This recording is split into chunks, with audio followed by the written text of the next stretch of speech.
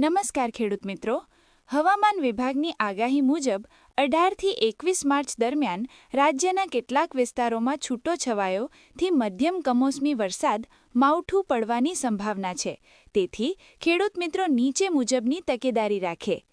પાક તૈયાર હોય તો તાત્કાલિક કાપણી કરો અને કાપેલો પાક ખેતરમાં ખુલ્લો ન રાખતા સુરક્ષિત સૂકી જગ્યાએ રાખો. જીરું, ઈસબગુલ અને વરિયાળી જેવા સંવેદનશીલ પાકને સૌથી પહેલાં સુરક્ષિત કરો. જો પાક ખેતરમાં હોય તો ઢગલી કરી તાડપત્રીથી ઢાંકી દો અને પવનથી ઉડી ન જાય તે માટે બાજુએ વજન મૂકો. ખેતરમાં વરસાદી પાણી ભરાઈ ન રહે તે માટે નિકાલની વ્યવસ્થા કરી લો. હાલ માટે પિયત અને દવાનો છંટકાવ મુલતવી રાખો.